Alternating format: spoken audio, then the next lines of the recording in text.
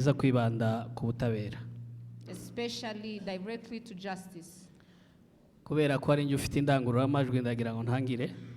Because I'm the one with microphone, I would like to start by asking. Mfite ibibazo bibiri nifuzaga kumubaza. I have two questions that I would like to ask you. Ikibazo cya mbere, The first question, mu bwicanyi butandukanye twagiye dukorerwa burimo ubwakozwe muri 1996, in different times of killing that has been happening since 1996, hari abana b'abanyamurenge batwawe matekwa bajyanwa muri Tanzania. there are some kids of our community have been taken as captives to Tanzania. Hashize imyaka myinshi, muri iyo myaka myinshi hamaze kugaruka abagera muri 5. It has been many years when they have been taken there, but since then up to now, there are only 5 of them who came back. Mu gihe abajyanwe mateka bageraga mu 159. And yet, those who have been taken to be captives are around 150 something. Ikibazo cyanje ni iki twakora kugira ngo abo bakiri mu bunyage babashe kugaruka mu miryango yabo. So my question is directly, what can we do for the whole number of those who have been taken there to come back in a whole number? Ikibazo cya kabiri, The second question, hashize imyaka 21 ubwicanyi bwakorewe abanyamurenge mu Gatumba bubaye. it has been 21 years when the killing of Banyamulenge, the massacre in Gatumba happened. Bari mu buhungiro aho bahawe ubuhungiro n'igihugu cy'u Burundi. They were in refuge where they have been provided refuge with Burundi government. UN yari hari nk'iyari bafite mu nshingano. The UNHCR, those who seems to be in charge of them. Leta ya Kongo irahari nka nyiri baturage. The government of DRC Congo as the leaders in charge. Kugeza kuri uyu munsi nta butabera buraboneka ku baturage bacu bapfuye. Up to now, there's no yet justice to those who have been killed. Nk'umunyamategeko mutekereza yuko ari yihe mpamvu ubwo butabera bwaba butaraboneka mu gihe nyuma y'ubwicanyi hari abiyemereye bonyine bigamba yuko bari mu bakoze ubwo bwicanyi, barimo uwitwa Pasteur Habimana wari umuvugizi wa FNL na Agathon Rwasa. So I ask you as a lawyer, what this which is happening even after the killing, there are those who are boasting full that they are the one and accepting that they are the one who did it. The participators who participated in the killing of the massacre in Gatumba, among them there are Agathon Rwasa. Agathon Rwasa, among them. They are there accepting that they are the one who participated in the killing of our own people, and yet there's nothing is happening. Turaza kwakira abandi bantu nka babiri cyangwa batatu bari bubaze hanyuma umutumirwa aze gusubiriza icyarimwe.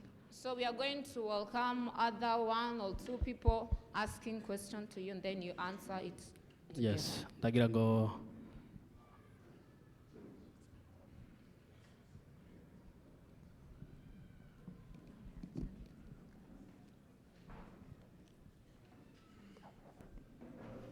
Dr. Karibu. So welcome, Doctor. Asante kwa mnenaji wetu.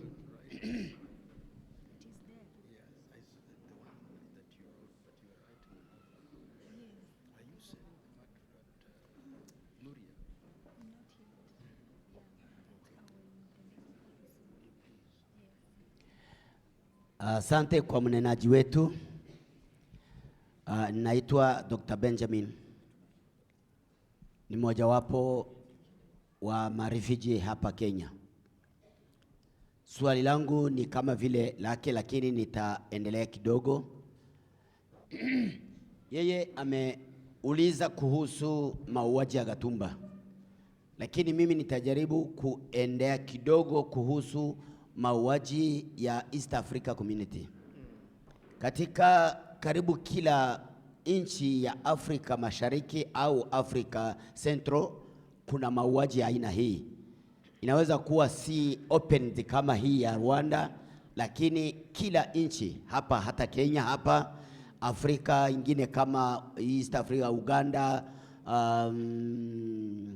South Sudan, tunasikia kila wakati kuna mauaji.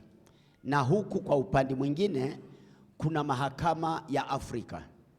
Na hii mahakama ya Afrika tunasikia kwamba inatenda kazi kila wakati, na kuna ukweli, maloya walijifunza vizuri mpaka leo. Kitu gani kinafanya mahakama hii isitende kazi? Asante. Nijibu haya. Kwanza kabisa,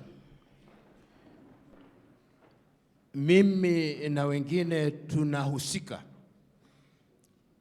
kutoka katika mataifa mbalimbali. Tayari tumeunda jopo ya kushughulikia mambo kama haya, na hivi karibuni tuliwasilisha kesi hapa Kenya ili kujaribu kama mahakama inaweza kusaidia. Kuna jamaa mmoja ambaye alishikwa hapa Kenya kutoka Nigeria, anaitwa Nnamdi Kanu.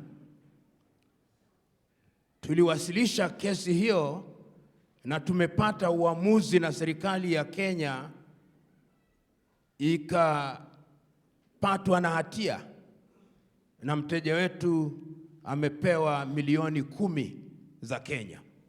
Ilikuwa ni katika harakati za kujaribu kama mahakama ya nyumbani yanaweza kufanya hiyo, kitu ambacho Waingereza katika nchi ya Uhispania wanaita universal jurisdiction, ya kwamba popote ulipo, kama wewe ni mtu ambaye unatuhumiwa, unaweza kushughulikiwa. Kwa hivi sasa tuna jopo la mawakili ambayo tumeiunda kwa minajili ya kushughulikia mauaji haya. Kilichoko ni ya kwamba sheria hizi ambazo tulizirithi au tuliridhishwa na wakoloni zinachukua muda. Kumbukeni yale ambayo yalifanyika katika mahakama ya Rwanda katika Arusha kule. Mahakama ya jinai ya Arusha, hakuna chochote, ilichukua muda. Kwa hivyo sisi kama Waafrika lazima tuwe na mbinu mbadala ya kushughulikia mambo kama haya. Mimi na mwenzangu tumeandikia kuhusu Gachacha. Tujiulize, labda Gachacha ni njia mojawapo, ili mtu akija akikiri, akija akisema mimi nilihusika katika mauaji, na wakishafanya hivyo huwa wanasema ya kwamba shetani aliwaingia. Wengi wao tu wanalaumu shetani, hawajilaumu wenyewe. Lakini waje tuwajue na waombe msamaha, kisha washughulikiwe kwa minajili ya sheria. Tunapendekeza njia hiyo. Pia tunapendekeza njia aliyoitumia Msumbiji Samora Machel. Watu wote ambao walihusika katika mauaji wakati wa vita vya ukombozi, picha zao ziliwekwa hadharani ili wajulikane ya kwamba wao walikuwa masaliti na wauaji. Hatimaye walikiri. Hiyo pia ni njia mbadala. Kwa hivyo kuna mbinu tofauti na hao wenzangu ambao nahusika nao. Tutajumuika kwa kuwa tumekuwa na mauaji kama ulivyosema Rwanda, tumekuwa na mauaji kama ulivyosema Burundi na inaendelea. Tumekuwa na mauaji ya Wagala hapa nchini Kenya, tumekuwa na mauaji kule Somalia na bado inaendelea. Tumekuwa na mauaji ya Luero kule Uganda na bado inaendelea. Kile ambacho tunafanya kwa taasisi hizi ambazo zimeundwa na Waafrika kama Umoja wa Afrika zinafadhiliwa na wazungu. Kwa hivyo haviwezi kufanya kazi ambazo zinamfaidi Mwafrika. Tunaanza. Kama tutafaulu ni swali nyingine, lakini tuanze. Tusilalamike kila kukicha, tulalamike na tutekeleze. Na wengine wetu tayari tumeanza kazi hiyo. Kwa mateka, itakuwa ni jambo tuchukue njia tofauti tofauti. Kuna wazee hawa ambao wana uzoefu, tutumie uzoefu wao. Kama kuna vijana kama alivyosema huyu dada ambao walitekwa nyara, ni vizuri kwa majina tuwataje na tuwasilishe usaidizi kupitia kwa njia ambazo zinakubalika vya kidiplomasia, imfikie serikali husika. Kila njia lazima ifuatwe, ili tukiwa na kumbukizi kama hapa, viongozi wanatangaza ya kwamba tulipokutana mwaka jana tulikubaliana ya kwamba tutachukua hatua hii na ile, na mpaka sasa tumefika hapa. Iwe ni hivyo, na Umoja wa Mataifa pia iwe ni hivyo. Mahakama ya Arusha ambayo ilibuniwa kwa mujibu ya tamko la Malabo, Equatorial Guinea, mwaka jana kabla ya uchaguzi wa mwenyekiti wa Afrika, niliwasilisha kesi kwa niaba ya jamaa mmoja kutoka Nigeria. Hawahusiki. Nikawaandikia barua kali na kuwakemea, nikasema nyinyi ni kazi gani? Mnapata marupurupu na kuhudhuria mikutano. Ukipata Waafrika katika taasisi hizo, wako mkutano hadi mkutano, kongamano hadi mkongamano, warsha hadi warsha. Wakipata pocho wanaita padiem kwa lugha ya Ung'eng'e. Hiyo ndio kazi wanafanya hii. Kwa hivyo jukumu ni letu na kuelewa. Hata sasa si hao wenzetu wa Israeli wanapigana vita kwa kuwa watu wao walitekwa nyara, wanapigana vita kwa mwaka. Nigeria kuna wasichana ambao walitekwa nyara wa Chibok. Hawa Israeli baada ya mauaji ya mwaka 1940 hawajahurumia mtu, wanawasaka watu ambao wana miaka 100, wanasakwa mpaka Argentina. Tuwasake hawa na ijulikane familia zao ziko, watuambie wako wapi. Vyombo vya habari, kama iwe ni vyombo vya habari vya Burundi, vyombo vya habari vya kongamano, iwe na dakika 2 kila siku wakikumbusha watu. Hivi ni vitu ambavyo vinaweza kufanyika. Iwe katika kila siku wanasema tulipoteza watu hawa. Ili ni jambo ambalo lazima liwe katika nyoyo zetu na katika bongo zetu. Hivyo ndivyo itakavyofaa mhubiri. Tuandike mabarua. Mimi ni mwandikaji barua, nikilalamika kila kukicha, kila jambo kama mzalendo naandika barua. Rafiki yangu mmoja akaniambia, "Je, wanakujibu?" Nikamwambia, "Huyu Paulo alipoandikia wa Galatia walimjibu?" Walimjibu. Hakuna katika Biblia umeona jibu la Wagalatia kwa Paulo. Hakuna. Jukumu letu ni kuandika na kuandika ili vizazi vya kesho vitambue ya kwamba vitu hivi vilifanyika. Hivyo ndivyo ilivyo, na nina hakika tutachangia, vizazi vijavyo vitachangia, na hivi vitu tusivisahau. Kuna mwanadada hapa ameandika kitabu. Wengi waandike vitabu kwa mitazamo yao tofauti ili watu wakumbuke. Si kazi rahisi mchungaji, na wakati mwingine jeraha ambazo tunazizungumzia sio za kuonekana, ni za hapa, ni vidonda ambavyo havitibiki. Watu wana ndoto ambazo uzielewi. Watoto ambao wamelemaa, hawezi kusoma kwa sababu ya mambo kama haya. Ni mayatima. Si jambo rahisi. Najua hapa si jambo rahisi kuishi ugenini.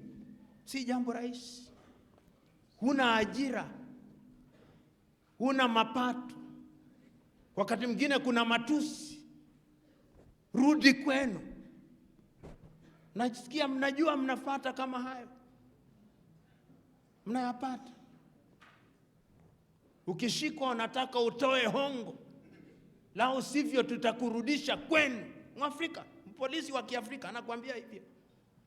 Ukifanya biashara, wakija kwako wanasema hebu toa kipande chako. Ukitoa alien wanasema kumbe wewe Mrundi, huyu wewe Mrwanda, wewe Mkongamani, mnasumbua watu hapa. Hujasumbua mtu. Haya yote mnayapitia. Mnayapitia. Lakini pia Wakenya si wabaya. Kwa wastani nchi ya Kenya kwa kiasi kikubwa imekuwa ni kimbilio kwa wengi. Kwa hivyo pia tukikashifu na tupongeze. Wachache ambao wanafanya vitu ambavyo havifai lazima wakemewe. Hata huko Ahera si shetani alileta tabu, na ndio kwa Mungu akaleta vita kali tu. Hata hapa tuna Wakenya wazuri wengi ni wazuri. Wakenya wengi wazuri. Lakini wachache ambao wanafanya vitu ambavyo havifai tunawakemea. Na sasa najua kuna hii nanio wanafanya kwamba watu ambao walikuwa katika kambi za wakimbizi waingizwe katika jamii. Wengine wanateta na husika katika jambo hilo. Lakini lazima watu wafundishwe ili waelewe ya kwamba kuingia kwa, umejua wenzetu wa Kongamani ni watu ambao ni waajabu sana. Wanafanya kazi nzuri tu katika vitu tofauti. Na wakifanya ubia na Wakenya na Watanzania, basi Afrika itaendelea. Na hili ni jambo ambalo lazima lizungumziwe. Na ninafurahi ya kwamba wenzetu wa KTN angalau wamekuja hapa kwa minajili ya kusambaza. Sasa kile ambacho kitafanya kwamba wawape interview. Kwa kuwa ukiwauliza wanafunzi 10 wa Kenya barabarani wakuambie Gatumba mauaji, hawajui. Kama wangejua labda wangefikiria tofauti sana. Kwa hivyo lazima waelezwe, wajue ya kwamba mmekuja huku ugenini kwa sababu ya usumbufu. Na nani anasema ya kwamba wewe Mkenya, wewe Mtanzania huwezi kujipata katika hali hiyo? Kwa kuwa Swahili wanasema mwenzako akinyolewa na kichwa chako kitie maji. So thank you to the young lady. I think I've already said I'm part of a legal group in Africa that is already putting together some of these cases. We are working on Cameroon. We are working on Central African Republic. We are working on Eastern Congo. We are working on South Sudan. We are working on Rwanda. And the whole idea is to ensure that these individuals are brought to book. And the reason is because of the weak institutions in Africa. Even as we talk about their weakness, we try them. And I can say for myself that I have tried to bring cases in all these forums just as a way of testing their strength, and in that way, so that when I come out and complain, and I tell them, but I came before you, and this is what you told me. In the African Court on Human Rights, they told me, we have no jurisdiction.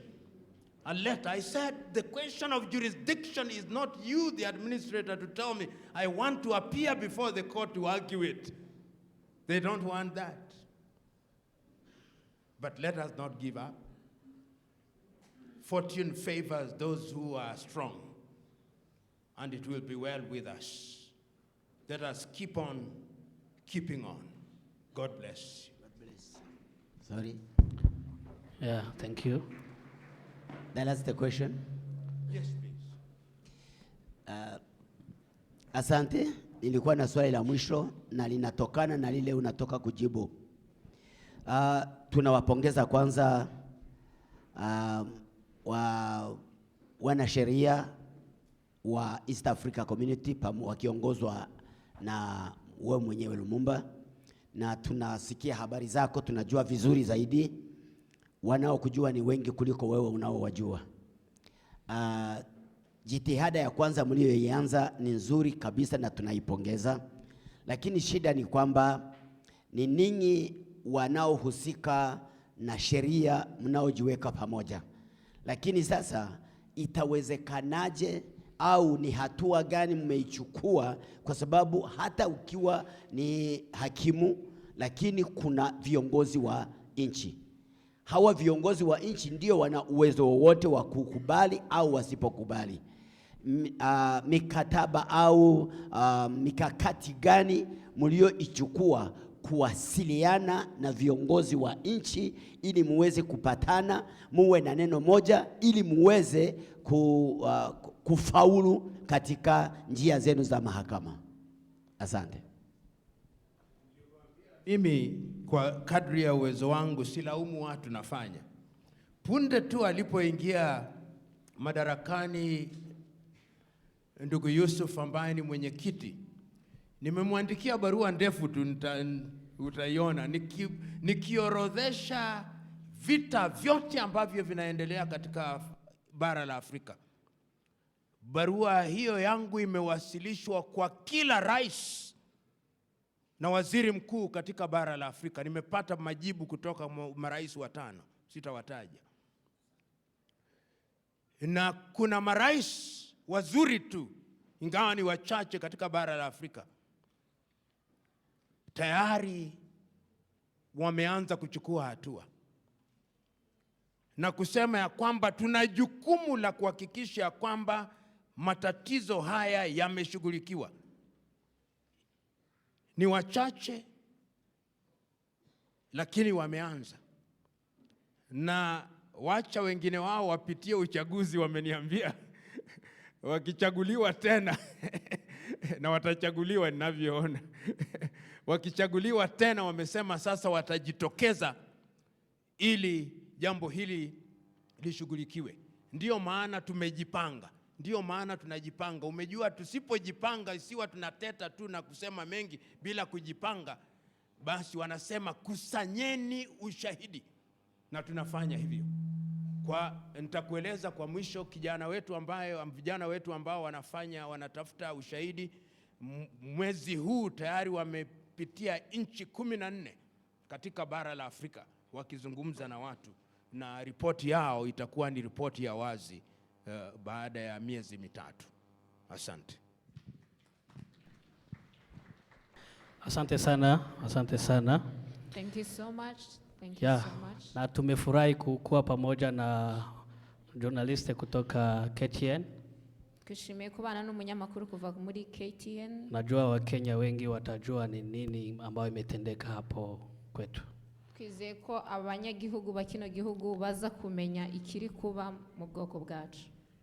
Na tena tumefurahi kukuja kwa mmoja ambaye anawakilisha parliament ya East Africa. Kandi twishimiye kubana n'uwaje ahagarariye East Africa Parliament. Waje ahagarariye departement ya East Africa. Twishimiye kubana namwe, mwakoze cyane kuza. Thank you so much. We are happy to be together with you today. Kama vile tumesema, hawa watoto ambao wamebebwa mateka, kuna yule ambao amerudi. Nkuko twabivuze, mu batwawe mateka Tanzania hari umwe wagarutse. Nataka tusikie testimony kidogo. Dushaka kumva ubuhamya bwiwe gato. Reka nsabe abahagarariye abacikacumu babigogo baze, hanyuma twumve umutanga buhamya. Let us request those who are in charge and the leaders of the survivors from Obibogobogo to step in front as we listen to the testimony. Muraza kumva uburyo bajyanywe mateka. You will listen how they have been taken as the captives. Uburyo yagarutse n'uburyo abandi bamwe bakiriyo. The way they came back, and also the way others are still there.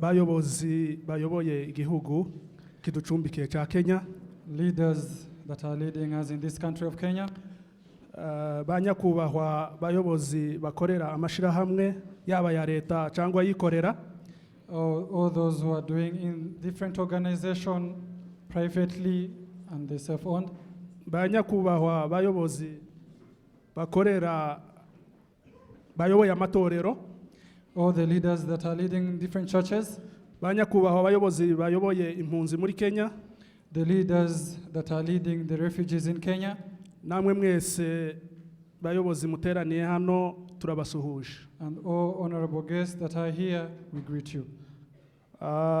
Tunabashimira kuba mwaje kudufata mu mugongo. We thank you for coming and consoling us. Kubabona kwanyu biraduhumuriza, Seeing you comforts us.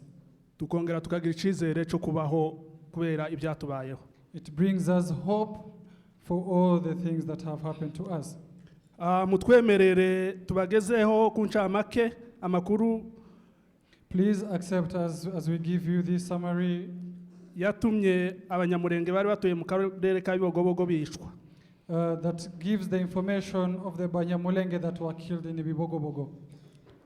Abanyamurenge bari batuye mu karere ka Bibogobogo ni Kabera, The Banyamulenge that were living in Bibogobogo in Kabera, bishwe urupfu rubi rw'agashinyaguro they were killed in a merciless way kubera politike mbi yari hari ya Mobutu y'ubutegetsi bwa Mobutu ico gihe. because of the political issues that was there during the reign of Mobutu. Hari ku itariki ya 19 y'ukwezi kw'icenda It was on 19th September 1996 in 1966. kuwa gatatu saa 4 za mu gitondo It was on a Wednesday.